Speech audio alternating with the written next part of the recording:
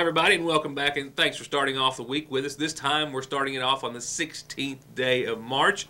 Puts us officially on the downhill side. More than halfway through the third month already, which feels as though it just started last week.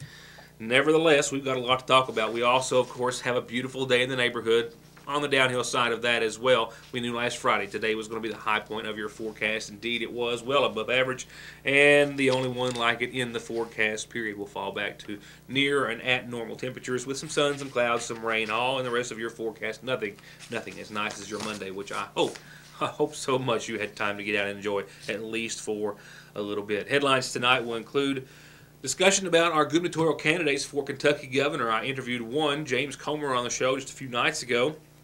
Another, Will T. Scott was jumping out of a plane earlier today, and another, Hal Heiner, is with us in just a few moments with this exclusive interview as he was coming through the McGoffin and Eastern Kentucky area earlier today. A subway in Eastern Kentucky robbed. I've got some photographs of the accused, and we'll ask for your help on behalf of the Kentucky State Police, who are seeking some input from the community and the public at large. And a whole lot of other things discussed. A new calendar, of course, starting off a new week, and much, much more. An Eastern Kentucky school has been the site of a situation involving a student and a gun. Now, it did not go to the extent as to the school having to be placed on lockdown or any adjacent schools or facilities, but earlier this morning, Post 9 of the Kentucky State Police says they did receive a call about a firearm that had been found by a member of the staff at the Belfry High School in Pike County. They say that they responded to the scene and then determined that a student had brought a weapon, albeit an unloaded weapon, to school. And that student was, after their investigation, found, detained, and then taken to the Breathitt County Juvenile Detention Center facing charges. At no time, they want to stress, were the students or any of the faculty threatened or in any immediate danger from the weapon or the incident. From what we understand, a student in the school approached the principal or a staff member earlier this morning and told them about the weapon. The student had knowledge of the weapon, saying that another student had brought the gun to school and had hidden it in one of the resource center rooms. The principal then went to that location, found the gun that was hidden behind a flower pot in that room. Now, the principal says that the student, after being questioned, said he never intended to hurt anyone. He was actually trying to sell the weapon, and that was his reason for bringing it to school. As I said, the classrooms, the school, nor any adjacent facilities were placed on lockdown. Kentucky State Police said that they did detain the student immediately once again, and they are not releasing his charges and, of course, not his name at this hour. They are releasing, that being the Kentucky State Police from Post 9 in Pikeville, the following photographs that pertain to a robbery in the early morning hours yesterday. Kentucky State Police says they received a 911 call of a robbery at the Allen Subway in Floyd County. And it's not the first time a robbery has taken place at this particular location, but in this instance, troopers say they responded to the scene and determined that two unidentified subjects had entered the restaurant and demanded cash. One male, one female. State police say that upon arrival at the scene, they determined that two unidentified suspects, as I said, entered the restaurant demanding cash. The employee did retrieve an undisclosed amount of money and then gave it to the two before they fled the scene on foot. The initial investigation of the scene indicates that one of the suspects is a male, approximately 6 foot 4 inches in height, with dark brown hair and a gray beard. He was wearing, hard to tell in that photograph, but an orange hooded sweatshirt. The other subject, identified as a female, about 5'4", with dark brown hair, wearing a pink t-shirt at the time. Sunglasses as well, as you can see indicated by the photograph as she stood at the doorway. The Kentucky State Police says they're looking for any help, any assistance from the public, any information relating to the case. You can contact the State Police at Post 9 at 433-7711, and you can remain anonymous. This incident remains under investigation by Detective Jason Merlo of Post 9.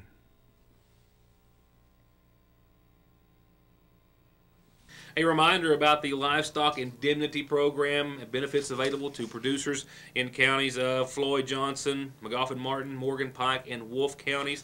As I told you recently, West Liberty Service Center USDA Farm Service Agency Executive Director, that's a title in and of itself, Barry Allen, did announce to us and the communities at large that producers who suffered qualifying livestock losses due to natural disasters, including attacks by other animals or predators, could be eligible for the Livestock Indemnity Program. LIP, for short, compensates livestock owners and contract growers for livestock death losses in excess of normal mortality due to an eligible adverse weather event, losses due to hurricanes, floods, blizzards, disease, wildfires, extreme heat, and of course the previous extreme cold, and also for predators as well. The LIP national payment rate for eligible livestock owners is based on 75% of the average fair market value of the livestock. The time is running out for you to get paperwork and an application submitted to make collections. Call 743-3410 at the West Liberty Service Center USDA Farm Service Agency office to find out more. I've got calendar announcements in a few moments, but one that just came in. The Montgomery County Senior Citizen Center is going to be closed this Wednesday. They are having staff training midweek. Commodities will be given out this Thursday, 12:30 till 2:30. I will push that on over to our community calendar for tomorrow night's show, and I'll be right back after these words.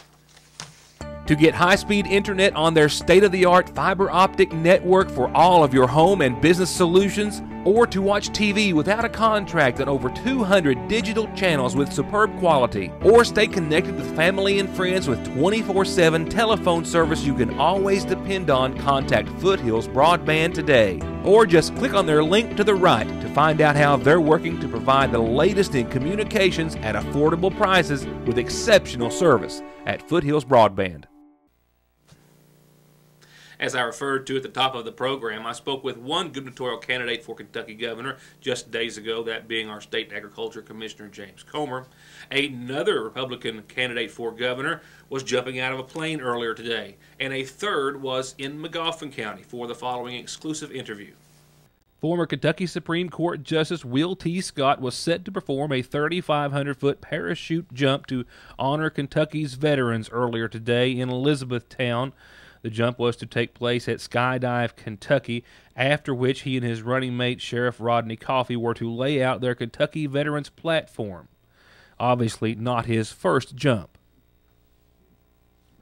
While here in Montgomery County in eastern Kentucky, after 53 weeks into his run for governor of Kentucky, Hal Heiner, businessman from Louisville, was on his way through the area, making his way across the state again and making stops in Montgomery, Johnson, and other eastern Kentucky counties. And in all those 53 weeks and with all those miles traveled, Heiner says that there's one message that has become increasingly loud and clear, and that is that we have to grow Kentucky's economy. My first question to Mr. Heiner, as we stood in the epicenter of the joblessness of Kentucky, was how he planned to add 100,000 new jobs to Kentucky, as he stated throughout his campaign.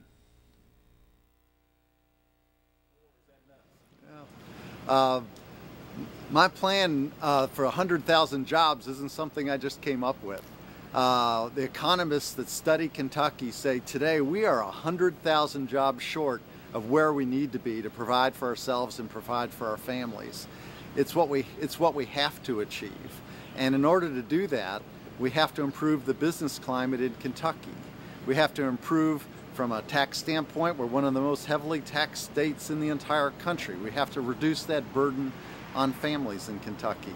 From a regulatory standpoint, our regulations in Kentucky are much more intrusive on business than in other states, and also we're not pushing back against the federal government as effectively as other states are doing.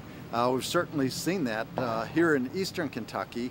We've lost over the last 24 months 20,000 jobs in Kentucky. 20,000 fewer Kentuckians are working, and close to 3/4 of those are right here in eastern Kentucky. This is where the pain is the greatest, in the area that we absolutely have to grow the economy the fastest. We have another difficulty in Kentucky, and that is that our credit rating for our state government has dropped into the bottom couple of states in the whole country. We're fighting it out with Illinois for the 50th place in credit rating. And that tells businesses it may be risky to operate in a state with a very low credit rating. That might be a state like, actually Governor Beshear tried to the last couple of years, is going to want to even raise taxes higher on people. And that keeps businesses from coming to our state. So we need a whole new plan so that we can compete with states that are in those top 10 states in the country in attracting jobs and have great business climates like Tennessee and Indiana and South Carolina and Georgia, where the jobs are going today. And we have the natural advantages in Kentucky to compete. Thanks to coal, our energy costs are 25% less than the rest of the country. That gives companies a great benefit. We have to hold on to coal as from a power generating standpoint. We have to have a governor, and I plan to be that governor if people will give me that opportunity, that pulls together other like-minded governors and pushes back against the federal government. You know, our president right now wants our governor, and they're preparing one in Frankfurt, a plan on how many coal-fired power plants have to be shut down in Kentucky to make President Obama happy. I don't think he'll get the plan finished before he leaves office, but I will tell you as governor, I will not prepare that plan. He has vastly overreached what the federal government is allowed to do under the Constitution. We need to fight back. In fact, we've started a campaign called Bring It On, because we are going to fight back. When I talk underground, it was actually over in Pike County and then down Perry County underground. It's taken 5, 6, 7 years to get a permit to expand underground with no new surface openings. Who can stay in business under that kind of scenario? So I believe coal's future is bright. We have hundreds of years of coal left, and the rest of the world is turning to coal because it's the most reliable and lowest cost source of power. We need to do that in the U.S. We need a new administration in Washington as well. But in addition to that, I think Kentucky's future in oil and gas is bright as well. We've seen in other states thousands of people going to work in those industries. I believe that's coming to Kentucky. An important part of that is that we be able to issue permits in Kentucky. So again, we don't have the federal government taking literally years to issue permits. Right now in Kentucky, there's an estimate that we'd have 300 or 400 more people, 300 or 400 more families helped if we had what's called primacy in permitting, that we did our own oil and gas permitting for the full range of permitting in that industry. We don't today. My commitment as governor is that we will bring that permitting into Kentucky so it's fast and people can get to work and not wait years for that job to materialize. We've got a bright future in Kentucky. We have more natural advantages. Who we are, we're known as a hard-working people, low power costs, perfectly located in the center of the country. We have every natural advantage, but we have been held back by a Frankfurt that businesses tell me they can't stand. Several states have decided to elect business people. They've been Republican business people. Several states have decided it's time we need somebody with new ideas and to bring business principles into their state government. Indiana did it, and now Tennessee, and Michigan did it, and now Illinois, because they're saying we want someone that'll bring business principles, accountability budgeting into their state capitals. That every dollar, that those aren't government dollars, those are citizens' dollars that are being spent, and that every agency, every department should have to justify their spending each and every year for those dollars. You know, as I've talked with people across the state that have been involved with different areas of government, we feel like there's tremendous opportunities to take dollars that are either inefficiently spent or wasted and spend them and re-divert those to grow the economy in this state and help families in a way that that today they aren't able to be helped. That interview comes only 63 days before the May 19th primary election. I posed one final question to Mr. Heiner before we wrapped up that interview, and that was specifically what he could tell me he could do for Eastern Kentucky to improve our economic outlook and other situations that I will agree with him, as he referred to, is where the pain is the greatest today. We'll hear that final remark or two from Hal Heiner in just a few moments. On tonight's community calendar announcements, a couple of things. A birthday, and I do this from time to time, but it's better safe than sorry, and it came in for Friday. And if I didn't wish Ashley Patton a very happy birthday from Daddy and Mommy and aunts and uncles, I'm so sorry, and I may very well have and may have just done it again. Nevertheless, happy belated birthday to Ashley Patton. Keep birthday announcements coming in. Keep me straight if I get one out, then don't get one in. A reminder that the Magafa County Board for ASAP actually met earlier today. The Teen Coalition meets this Wednesday at 1, as does the Safe Coalition. Those meetings at the Magafa County Health Department. And just in from our friends over at the Water into Wine Pantry, they're giving out food boxes this Wednesday. 8:30 till 3. I want to remind everyone they do close down an hour for lunch and to regroup from 11:30 to 12:30, but 8:30 till 3, water into wine, and that is this Wednesday, the 18th. We want to thank them for using our calendar for their services. And there's only 2 more sign-ups to go. That means baseball and softball season is just around the corner. And with weather like today, indeed it is. But there are only 2 more sign-ups for Montgomery County Youth, baseball and softball. The next is this Wednesday at the Sagersville Subway, 5:30 to 7. One more thing I need to make mention of. Don't forget about the Stand Down for Homeless Veterans event. It is this Wednesday, 10 till 2, at the Homeless Veterans Transitional Living Center behind Shelby Valley High School in Pike County. And that is going to have available to veterans health screenings and haircuts and dental screenings and service referrals and housing referrals and veterans benefits and much, much more. They hope that you'll join them. Tomorrow I'll tell you about a community luncheon for all local agencies coming up this Wednesday at your Montgomery County Extension Service. That's going to be at 12:30. I'll tell you tomorrow what they're going to be talking about, but all local agencies, you are invited to the Extension Service this Wednesday at 12:30. Other announcements this evening include the following funeral services brought to you by the Montgomery County Funeral Home. Beginning with services which were held earlier today in Sagersville for 80-year-old Little Boy Lovely, William Lovely, who passed away on the 13th, survived by his wife, Judy Cheek Lovely, sons Darwin Moby, Brian Neal, and William Kenny Lovely, as well as daughters Donna Lovely, Regina Francis, and Rolana Lovely. Services once again held earlier today in Little Boy's honor.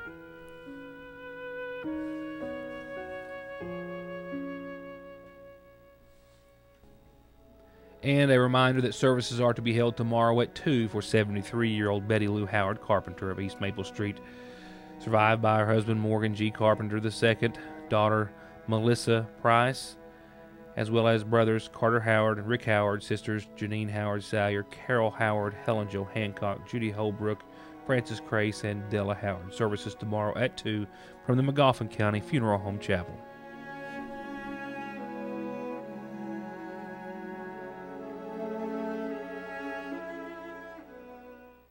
To get high-speed internet on their state-of-the-art fiber optic network for all of your home and business solutions, or to watch TV without a contract on over 200 digital channels with superb quality, or stay connected with family and friends with 24/7 telephone service you can always depend on, contact Foothills Broadband today. Or just click on their link to the right to find out how they're working to provide the latest in communications at affordable prices with exceptional service at Foothills Broadband.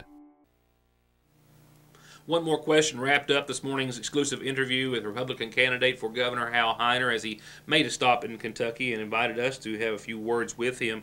And that was, as I told him quite bluntly, I was not trying to be selfish, but as I should be, and most concerned with Eastern Kentucky. And I asked him where his heart and where his plans were with our economic outlook and what he hoped to be able to do for our part of the world, which I will agree with him as he puts it in the very last few words of this response, is that Eastern Kentucky is where the pain is the greatest today. In Eastern Kentucky, I do believe the energy future is bright.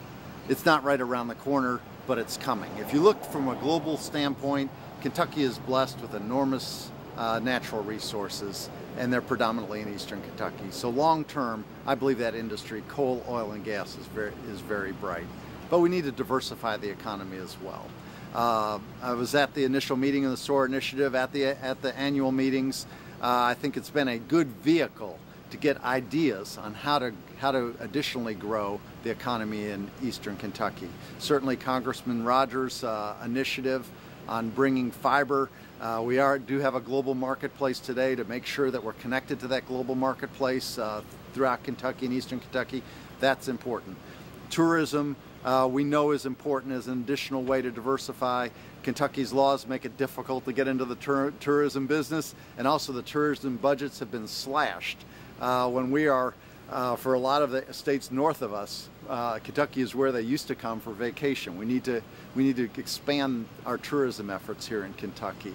And we also have learned early from some of these early meetings in SOAR that the future economic diversification in Eastern Kentucky is largely going to come from families and individuals that have lived their lives in Eastern Kentucky, but are concerned about their children going off to school and maybe not being able to find a job and not returning back. And so some of the areas we're looking at are incentives for students to return to Eastern Kentucky, that next level of entrepreneurs, of business owners to come here, and maybe it'll end up being helped with student loans, but building incentives to return home, to build businesses for the future. So we're looking at a lot of different ideas right now to grow the economy. I think we've had some early ideas come out of SOAR, which I will support fully. But we need to grow the economy in Eastern Kentucky. It's where the pain is the greatest in Kentucky today.